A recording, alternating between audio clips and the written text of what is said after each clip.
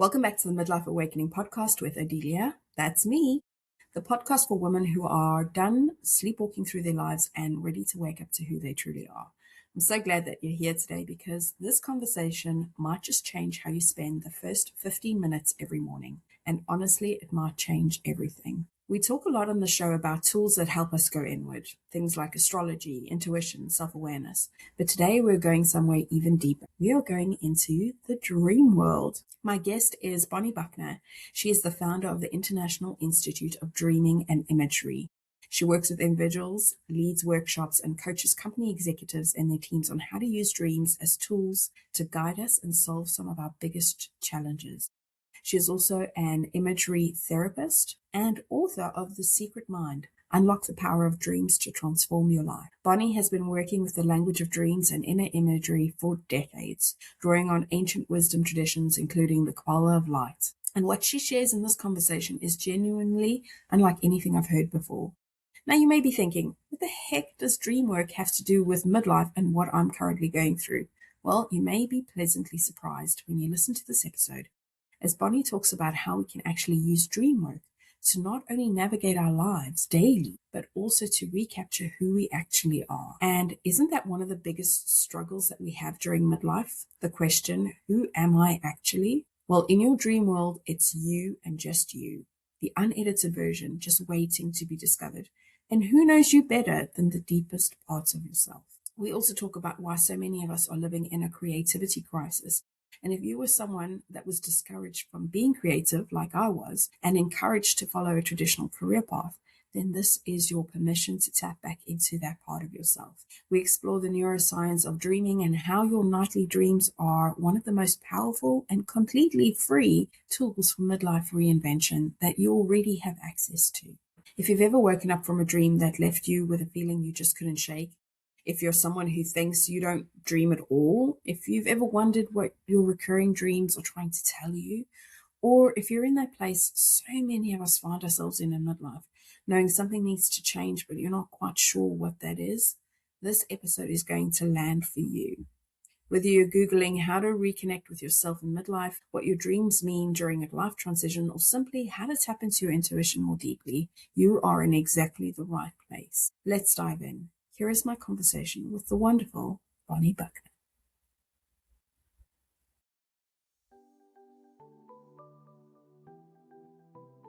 Welcome to the Midlife Awakening podcast. I'm your host, Adelia. This is a podcast about transformation for women who are waking up to who they really are while navigating everything that comes with midlife. And I want you to know I'm on this journey right alongside you. This is the show where we explore everything from the spiritual tools that can help us in our daily practices to healing modalities that we can use to heal what we've been carrying for so long, to the everyday midlife topics that a midlife woman faces, like perimenopause, finances, career changes, and so much more. Each week we go deeper into what it means to heal, to awaken, and to finally become the most authentic version of yourself. I'm so glad that you found your way here.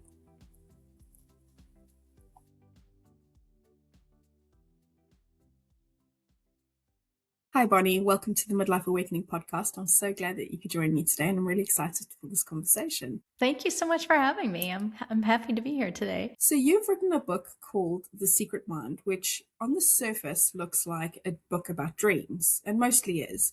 But you open the book talking about creativity, which I found really interesting. And you describe that we have a creativity crisis. So why is creativity so important in how we think and how we live day to day? Creativity is everything. We tend to sort of think about creativity as being Mozart, Picasso, Kurt Cobain. And we forget that every single choice we make has some kind of creativity behind it. I mean, we are the creative creators of our life path and our life choice. And if we're not actively, focusing on that, we can default to pattern and just replicating things that for one reason or another, we feel like it's safer. It's safer in the sense of it's better to keep my job rather than sort of stretching myself and taking on a new challenge, or it's safer in the sense of, my partner or my parents, my family is going to understand me. But If I stretch myself, they won't. So for these different reasons, we tend to sort of pull back our creativity instead of exercising it. And we're all meant to continue to unfold in our lifetimes. And this is about midlife. And I was reflecting on this earlier today about when I was a child, I used to look at some adults and I would think, oh my gosh, life must get really boring. And I would just see them doing the same thing day in and day out. And I thought, I could never do that. I could never just, plug into something at a certain point in my life and replicate that without having other things. And maybe it's not to do with the job. Maybe it's having different hobbies and different things, but that constant exploration of this very vibrant life that we get to live is also what gives us meaning. Absolutely. And I think you cite in the book that when you're about 8 or 9, that there's sort of a slump. Yeah, they call it the 4th grade slump. Yeah. And that's really interesting, because do we come out of that? Some people come out of that. Not really. Most people don't, right? Because we all you do an interesting illustration where you draw a circle and you make the point that kids would see a tiger's eye or a porthole or a tiger's cave, but adults would just see a circle or a circle on a white page. And we do come out of the 4th grade slump, and there's been a lot of, and you cited it more correctly about the age, because there's different grades in different countries, but it's pretty across the board in every country that this has been tested, that we have a dip in our creativity around the time that we begin to learn social norms. So there's this, pulling back, this wanting to, fit in that happens. And so some people continue to really grow their creativity. And, we're talking in a broad way. There's many different ways of measuring creativity. We're specifically talking about the Torrance test, which measures it in multiple different ways and looks at like 13 different creativity strengths. And so as adults, we excel in certain things that younger people don't. But in general, and this is the work of a researcher named Kim, who's looked at the scores of Torrance tests for the last several decades and seen that since the 1990s, creativity has been dropping, particularly in the US. And there's a lot of postulations of why that is. There's been a lot more emphasis placed on math and science and less on the arts programs. However, obviously, there's a lot of creativity in science and in math, particularly when you get to higher levels. They've postulated that it has to do with more and more technology use, with multiple question kind of tests. There's a whole host of reasons of why. And the problem with that, really, in the very big picture, we started talking about it in terms of our own personal life and how we continue to make our life meaningful for ourselves. But also, we're living in a world in which there's a lot of problems that we need to solve. And if we don't get really creative and imaginative about how to do that,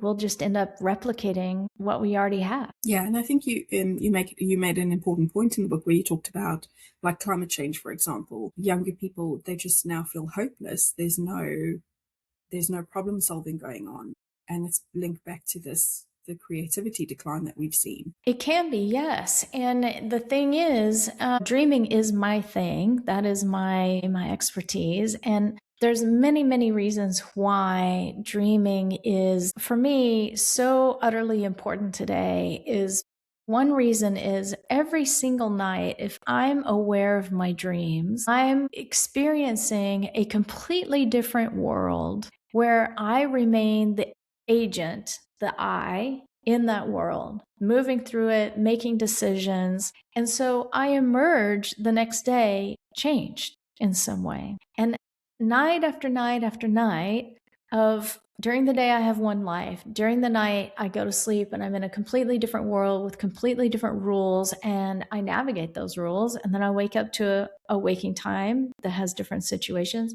over and over and over. I'm building that creative muscle, that ability to look at things from multiple perspectives, to be flexible. Ruth Richards is a creativity researcher who has talked about in the workplace why creativity is not fostered. And part of the reason creativity is not fostered is because it's disruptive. It causes us to look at things differently. And a lot of people feel like, oh, I don't open that out. It'll mean extra work for me.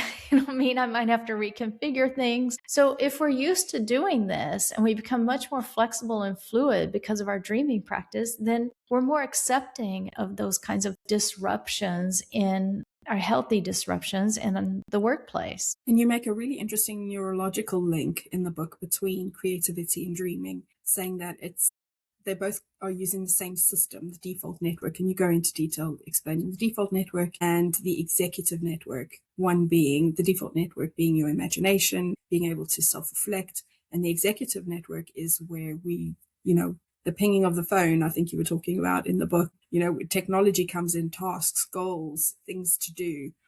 And that changes everything about how we think about dreams and how important it is, because in that rest space, we're able to then self-reflect on whatever it is we've been dealing with in our lives, which is so important. Yeah, and that rest space is actually more active in terms of what is happening in our cognitive processing in our brain than the executive network. So when we're imagining, we're actually more cognitively active, we could say, than we are when we're, adding up numbers, working on QuickBooks, whatever that task might be. It's essential. And what else is essential is that functional connectivity. So ideally, the executive network draws from the imaginations of the default network, our dreaming, our imagining, our envisioning, and it executes it. Like it puts it into place, brings it into fruition. And that crosstalk between the two. Some research is coming out that it's not always as strong as they would like it to be. And that can be associated with overuse of the executive network, overuse of technology. So bringing more dreaming into our lives is like, I call it going to the gym for our brains, because it really helps to strengthen that functional connectivity so that we're using more of ourselves, more of our cognition. Yeah, absolutely. And I think you describe it really well in the book, where you can see that there's this interplay between the two. And that's really, really important. When you were 3 years old and you were suffering from your own series of nightmares, can you tell us a little bit about that story? And because it's quite extraordinary. I had a moment, it is true, when I was 3 that I had many nightmares. And I was just reflecting on it as a kid would reflect on it, thinking, I'm just going to never sleep again, whatever.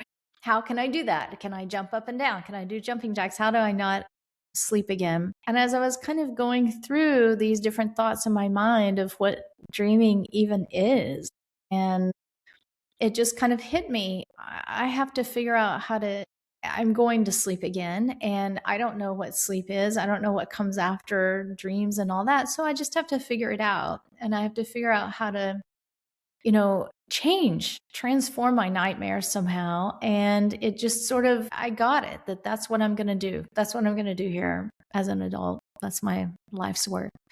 I did different things growing up and had, as everybody has, a quite, curvy path to get to doing this now. And then years later, you literally dream who your teachers, you're handed off to your teacher in a dream, isn't it? And the lineage that you now work in, and has that continued throughout your life? Has the dreams helped navigate you into your next step? I use dreams for everything I do, and it's become such a part of me that it's not even necessarily the extraordinary dreams, although I have had extraordinary dreams where it's like, wow, this is a big marker, like there's going to be a shift in this. But it's also, and this is really important for creativity, I extend the time between waking up and actually getting up.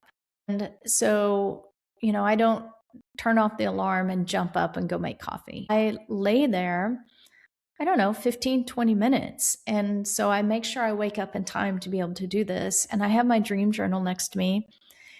And I just let my mind float. I'm not really awake yet. I'm still kind of playing with whatever last dream is in my mind. And somehow every day that I do this, I have some kind of insight into work that I'm doing or work that I want to do. And I've had, certain realizations in that time. And so it's being able to slide into that, and they would call this in scientific research, they call it different names you and I would call it. Mind wandering is a very common name. And I just let my mind wander and in that space, and then I capture the sort of insights that are coming up. When I read that part in the book where you talk about just lingering, and because I think you're talking about where some people believe that they can't recall their dreams or they don't dream. So I tried that, and I did that a couple of times where I woke up and I let it in, because I was like, it was a really weird dream, because I'm quite an active dreamer. I was like, that was a really weird dream. And I just let it, like 10 minutes. I was just, what happened in that dream? And I was able to, because I struggle with remembering my dream, even though I'm a very active dreamer. I struggle with remembering a lot of my dream. And sometimes my dreams are quite profound or prophetic. And so I just lingered with that. And I was like, let's try this. And it really did work. It really did. Like, I just gave my brain the chance to, go there and think about what just happened. What did I just dream about? And writing it down. So I really love that you put that in the book, because I always thought to myself, how can I recall my dreams? Because I just get so stuck and I can't remember what I've dreamed. And I know it was something important or something profound, because you do talk about that in the book, where you say that the dreams are an unfolding, right? It's not just about the interpretation of the dream, because I think a lot of us try and interpret what exactly did we see. It's really just an unfolding. It is. And I just, first of all, that's awesome that you tried that. And I'm really glad that produced some fruit for you. And I just want to say too, it's incredible the amount of capacities and capabilities that we have that we shortcut because of the modern world. And I'm talking about not sleeping enough. I'm talking about having that very tight thing where we don't go to bed in time, so that we're definitely not going to get up early enough to let ourselves mind wander. We jump up, we're late. These are they're cheating us out of our full ability to bring ourselves to whole new places. So bravo to you for giving that a shot. It's really fantastic. I hope all your listeners do that. We're so capable. And one of the things that I like to say is we have within us all of the tools we need to solve our own problems. And when we spend the time to look at our dreams and not try and fix them with an interpretation, not try and go out to a Google or a dream dictionary and try and plug into a one size fits all, but really take the time to pay attention to our own inner self and what our own inner self is telling us, we find we're so much more capable than we think that we are. Yes, absolutely. So I wanted to ask you about technology, because I know you talk about this in the book and how it impacts our sleep. So we've just been talking about what we do when we wake up, but you talk a lot about what you should be doing before you go to sleep and how technology can impact that. Do you want to talk a little bit about that and how we can adjust our routines to promote that good sleep and that ability to dream in terms of technology? Yeah. I've been talking a bit recently about dreams, and in the Q&As with the audiences, a lot of people are telling me that they're having nightmares right now. And, there's a lot going on in the world. And my question back to them is, are you looking at your phones right before you go to bed? When we are just sitting in bed and we're scrolling through bad news, we don't turn that off. And this is also a sign to all of us about how disconnected we've become to our own bodies. And just this immersion in news and posts and things like this, we're not giving ourselves time to register that we're having a physical bodily response to all of these different things, whether it's good news things or bad news things, because we're just scrolling from post to post to post to post to post. And we're not allowing ourselves to catch up. Our bodies are trying to process all this information, and we're not helping it. to do so. So what I recommend to people, and what I definitely do for me, is to make a technology buffer. Make some time between when you finish being on the phone, computer, iPad, whatever, and when you decide to go to sleep. And do something different, whatever that is. Have a cup of tea, do a little meditation, do a little journaling, whatever it is, just have a space that clears the palate, let's say, before going to sleep. And, I do recommend to try and limit that as much as possible. I mean, I'm definitely online just as anybody else is, because that's how we communicate with each other. But we can be selective about what it is that we're consuming online. Absolutely. And I think I've done sort of like a technology cleanup in that I don't watch the news. I get my information from the people I talk to every day, but I don't even have a TV anymore because I just don't want to take that information in. Same. And I do a gratitude practice before I go to sleep, which I've found has been really wonderful. I've been doing that since December. And it's just really nice to go to sleep on some good thoughts. So that's something that I do, which I think is... And you prescribe in your book a very specific dream practice. So you tell the reader to get a journal, but a very specific dream journal. Do you want to talk us a little bit about that? Because you're quite specific. Because some people might want to use the notes on their phone to record their dreams. But I thought you had something really important on that if you'd like to share. Yeah, I would love to. There's a few reasons I talk about the journal. First of all, intention is everything. If we want to remember our dreams, we have to have the intention to remember our dreams. And we make good on that intention by getting a journal, getting ourselves set up to remember them, to capture them. And there's a thing about going out and finding a journal you really love and all those blank pages and holding the journal in your hands that becomes a very tactile, set apart thing. We use our phones for everything. We use our phones to pay bills. We use our phones to talk to people. Getting a journal that is its own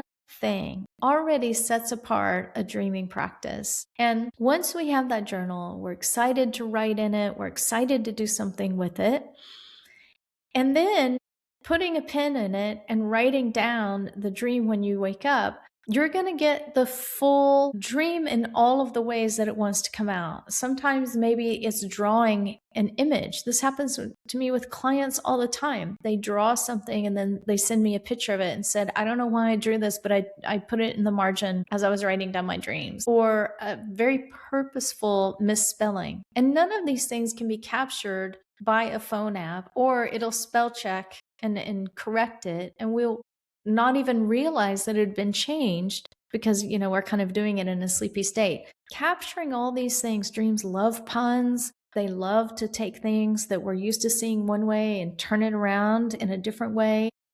That's part of the drawings. So being able to be direct in that way and not putting it in something that we use all the time and that's going to change our way of writing it down is really important, I think. Yeah, I love that. The way you explained it was really impactful, because I was just thinking, oh, I'll just type it into my phone. And when I read that piece, I was like, oh, I see.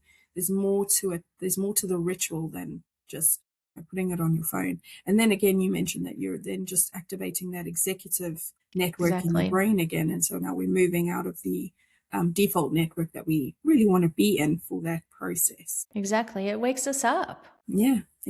And you also say, write down everything, no matter how absurd. And I really love this because I've had some dreams which have been really absurd. And I love this where you're saying that's your dream space is where you're allowed to be completely absurd. Even no matter how embarrassing it is. Why does it matter so much that we don't edit ourselves and we write everything down, no matter how absurd it is? Well, first of all, what may seem absurd to us, to the dream, it's not at all. It's getting our attention. So getting our attention is a huge, important part of dreaming. We run through our days at full speed and barely take the time to reflect on anything. And dreams give us that reflection, but they're always going to give us that reflection with just a little difference because it catches our attention. That's why nightmares are so important, because they capture our attention. They literally wake us up. So having that little difference, a misspelling of a word or some kind of weird image or something that seems so embarrassing is a great way of saying, hey, I really want you to pay attention to this. And then the second part of that is how wonderful to learn how to not edit ourselves, period.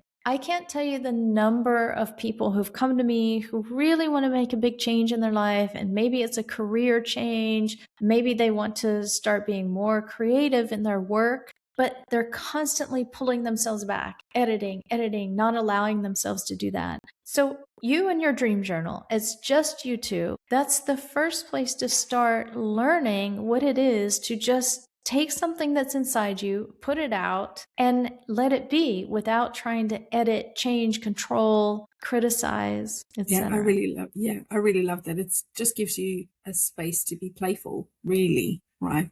With the complete absurd or embarrassing. Absolutely. You also emphasize the importance of imagery, and you talk quite a lot about that in the book, not just in dreams, but in our waking life. Why is imagery so powerful? Images are the basis of action. It's our body's way of putting into form the energies and insights and inner knowings that we have, because those things are very, very hard for us to grasp. And even hearing that turn of phrase, to grasp, we want something tangible that we can wrap our hands around. So how do I feel about something? This already starts to be a big question. Someone offers me something, a job or something like this. How do I feel about that? It may be difficult for me to even know how I feel about that. So maybe I start the game of asking other people, and then it becomes this, to-do list of, well, I can research this, or it's a pros and cons list,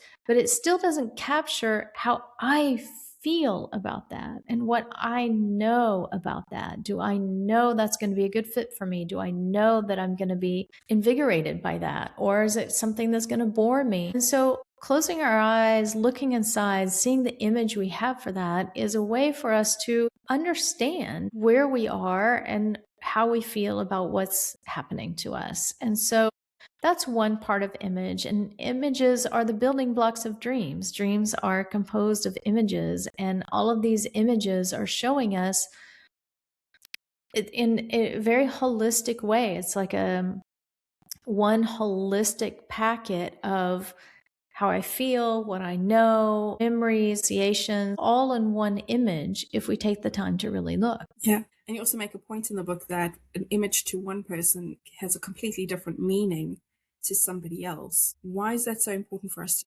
to understand? And I think this is also where like the dream journals and the dream dictionaries and stuff don't really help, because an almond tree, I think you use that as an example in one of the books with one of your clients. An almond tree to me means something completely different to an almond tree for somebody else. Exactly. We're not symbols. We're living, breathing human beings that have our own lifetime of experiences, of very interesting differences in those experiences. Not only do we have, an almond tree for you different from an almond tree for me, but everything about that tree is different. How we see it, how it smells to us, if we like how it smells or doesn't when it's blossoming, whether we were sitting under an almond tree and a bee stung us or didn't, whether we harvested or didn't. There's so many things that all go into our inner encyclopedia of ourselves. And dreaming draws from that. It draws from all of these memories. And when they talk about dreaming being pulling from autobiographical memory, they're not just talking about an event. It's talking about in all of the senses, the texture, how I felt. Did I feel small compared to the almond tree? Did I feel strong compared to it because maybe it was a sapling? How did it smell? How do I feel about almonds? Things I've eaten with almonds, like all of it goes into my understanding, which at some point my dreams are going to draw from and give me an image that I get all at once. In the same way that we can go to a museum, we see a painting, we get it somehow all at once, but then, we can write a whole essay to explain it and take a long time to explain it. Absolutely. Absolutely. And you, in the book, you talk about 7 different categories of dreams. Do you want to give us just a quick, I don't want to give too much away to the readers, but just maybe just a quick category roundup of the categories. Yeah, so there's 7 kinds of dreams, and this comes from my dream teacher, Dr. Catherine Chamber. They correspond to waking time. If you think about it, there are moments where we have a nightmare. For example, maybe we get a flat tire on the way to an important appointment, or we have a boss that is unhappy with us. These are kind of nightmare situations, and we have a big emotion around it. We might pull over to the side of the road and kick our tire. And so we have a lot of anger about that. Or we may sit there in shock with our boss and then be, quite frightened that we have to hurry up and get everything done in time. That's one kind of waking time experience. And whatever we're living in the day, we're dreaming at night. Whatever we're dreaming at night, we're living in the day. We are one person. We don't become a different person at night. We stay the same person. And our sort of stream of experience of our lifetime is like a river that keeps rolling through us. And so we have, sort of opposite to that spectrum, we have really great moments where we feel super expanded, and maybe we've fallen in love, or maybe there's just this great, perfect, I'm having one right now, spring day where we can spend a moment smelling the flowers and being with friends. And these super expanded experiences fall into something like a great dream. We get a different kind of message about life and what's possible in life. And so there's different gradations of the kinds of dreams, and they all kind of correspond to different of our waking time experiences as well. And why is it important to categorize the different types of dreams? Why does that matter? Well, one way that matters is some of the dreams fall into a category of unresolved, and some fall into a category of resolved. And so if you think about our own health, we have moments where we're resolved. Everything's great, it's perfect temperature, we're having a great day. And then we have moments where we're unresolved. If we get too hot, for example, so we suddenly start sweating to cool ourselves off. In that same way, we have dreams to signal when we're having an acute emotional event. That's a nightmare. It's not just that the tire's flat, it's that we're all tangled up in that event and we're kicking the tire and very angry and frustrated. That's an alert. That is not balanced. And if I'm tied up in that kind of an emotional reaction, I don't have at my fingertips all of my creative capacities to just solve the problem of the tire. So being able to understand what we're dreaming helps us to solve our waking time challenges, because sometimes we don't even recognize that we're off balance. I give an example in the book of the person who's in the car that's got too many people in it. It's going too fast. It's got super loud music. It's dark outside. And suddenly there's a gaping hole and they're going to fall in it, crash into it. And so this is an example. Everything is too much. It's just too dark. It's too loud, too many people, too fast. And that kind of imbalance was happening in this person's waking time as well. And so knowing that, then we can solve for it. This person had no idea because it was all part of the job. I've got to take more appointments. I've got to keep moving. I've got to go on this long, extended work trip with too many heavy late night dinners with clients. Why don't we recognize when we're off balance? Because that's modern life and we just kind of muscle through it. But dreams can help us to pause and say, wait a minute, I'm headed to a gaping hole and I need to shift something, change something. Yeah, absolutely love that. And I love that story in the book because it really is it demonstrates how we get stuck in the day to day and how dream work can actually help us shift out of that, because that person then went back to work and canceled everything, didn't they? And sort of just rebalanced themselves. And had that not been the dream that they had it not been for the dream, they wouldn't have done that and probably would have had to burnout or exactly, who knows what else. So I love that it's an alarm system that helps us realize that there's something that needs attention in our lives. Now, circling a little bit back to like the work that you do. So you work with clients, you use a system that's derived from ancient wisdom called the Kabbalah of Light, if I'm correct.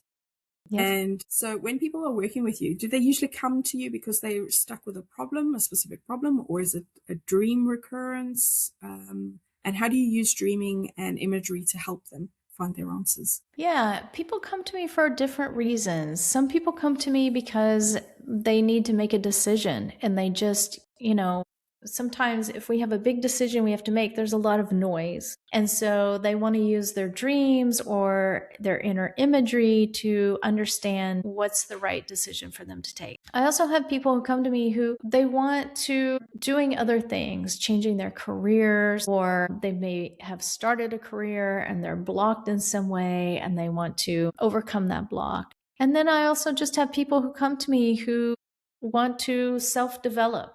And it's more of an open-ended question mark thing. Maybe they're aware of some patterns in their life that they feel like they need to put some attention towards. But just in general, they want to grow and explore. And dreaming feels like something that is the way they want to do that, their language. We all have a different language and different sort of path that is interesting to us. And that works for them.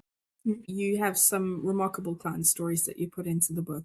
What is the shift that you most often see with your clients? I don't know if there's a most often so much as, we tend to, there are moments where we can make tiny little shifts that accumulate to be profound, deep changes in our relationships, our work.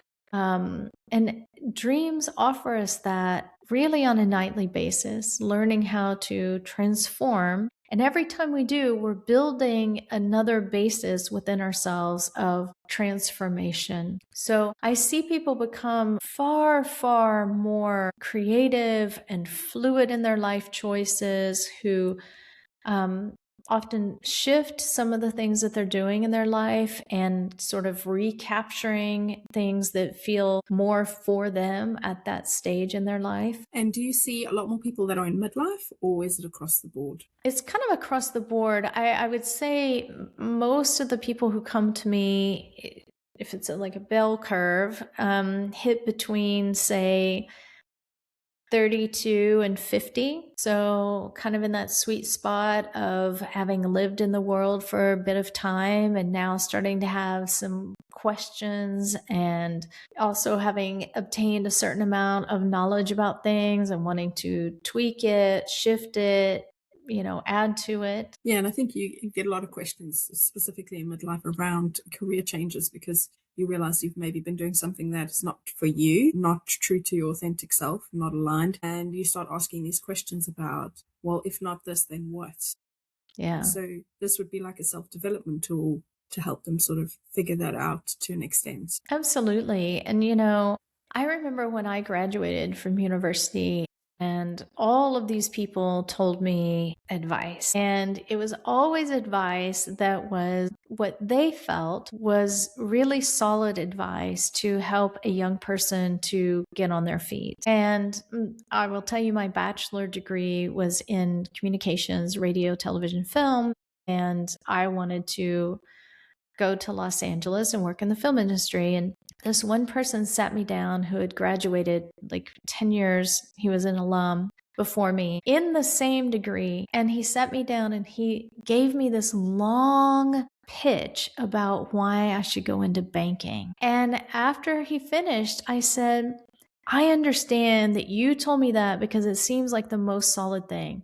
But you have to understand, I know absolutely nothing about banking. I am terrible with numbers. The thing that you think seems solid is something that I would just absolutely fail in. And of that, I'm completely certain.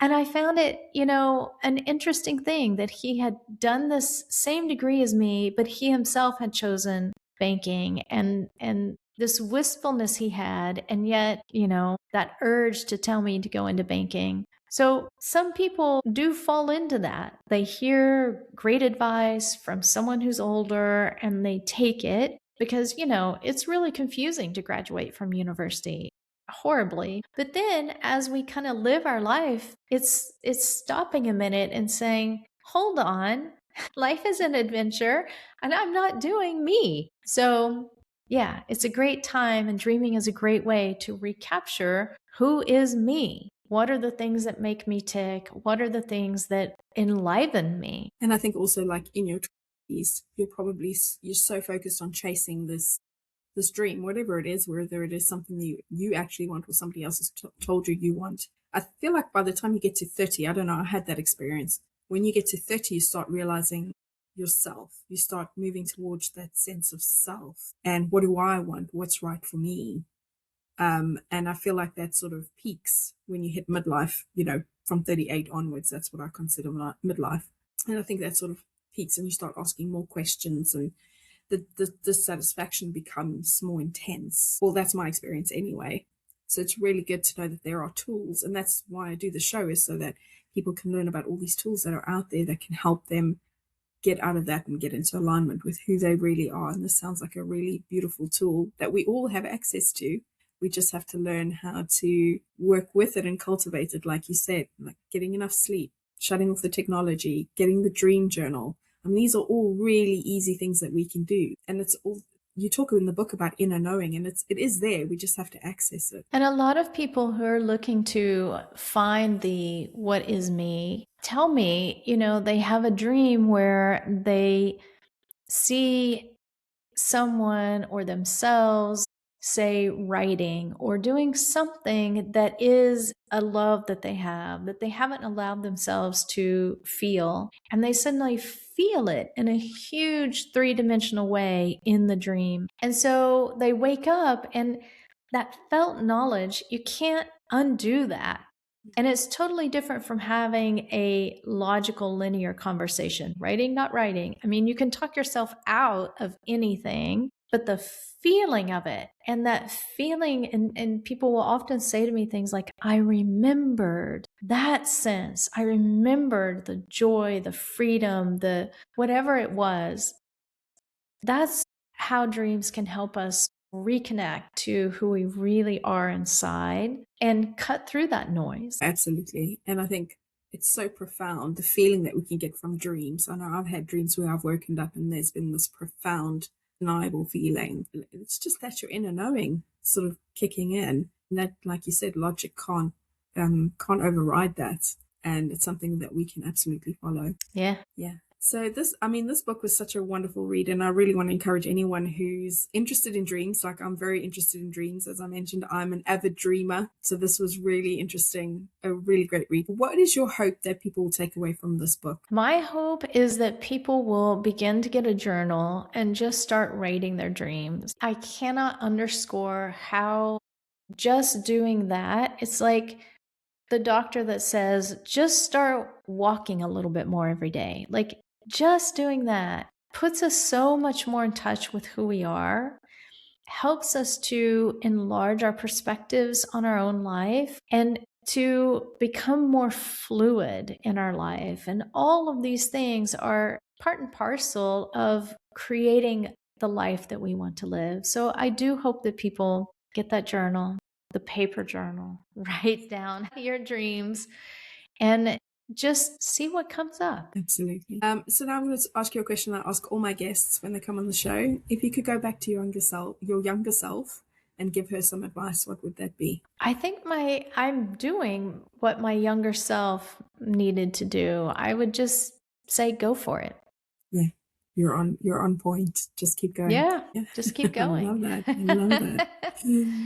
So finally, Bonnie, thank you so much for coming on the show. It's been wonderful speaking to you. Where can people find you if they want to work with you? And where can they get a copy of your book? Yeah, so you can find the book, The Secret Mind, Unlock the Power of Dreams to Transform Your Life, on Amazon. You can also click through a link from my website, bonniebuckner.com, and that's BonnieBuckner.com, or on Instagram, also bonniebuckner.com, but you spell it out, DOTCOM.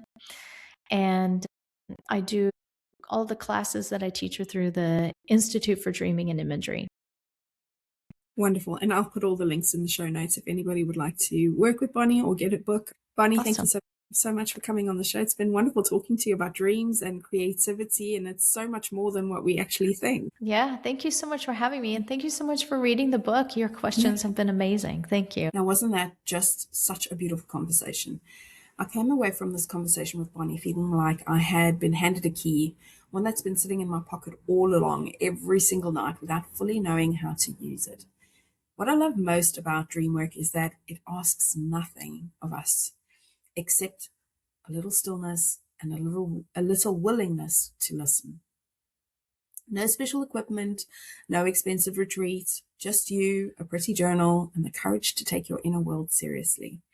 And if you're in midlife right now and you're questioning your career, your relationships, or your sense of self, sitting and wondering, who am I becoming and what do I actually want? Dreams are one of the most powerful and honest mirrors you'll ever look into. They don't lie. They can't be talked out of what they already know. So here's your invitation this week. Get yourself a pretty journal, a beautiful one that feels like it belongs to just this process. Put it beside your bed tonight, and when you wake up tomorrow, just linger a little bit. Don't reach for your phone. Don't jump up. Just float there 10, 15 minutes and let whatever came to you in the night begin to surface. Write it down, even the absurd part, especially the absurd parts. And don't forget to also look at your nighttime routine.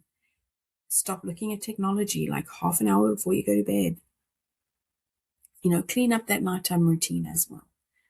Now, if you're interested in dream work and what we've talked about today, you can find Bonnie, as she's mentioned, and her book, The Secret Mind, over at bonniebuckner.com.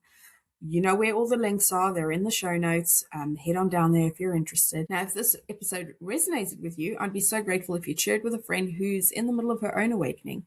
And if you haven't already, please do subscribe, like, share the show, review the show. It genuinely helps this show find the woman who needs it most. Now, I'll be back soon with another conversation to support you on your journey. Until then, take good care of yourself, take care of your heart, and pay attention to your dreams. They know more than you think. Bye for now.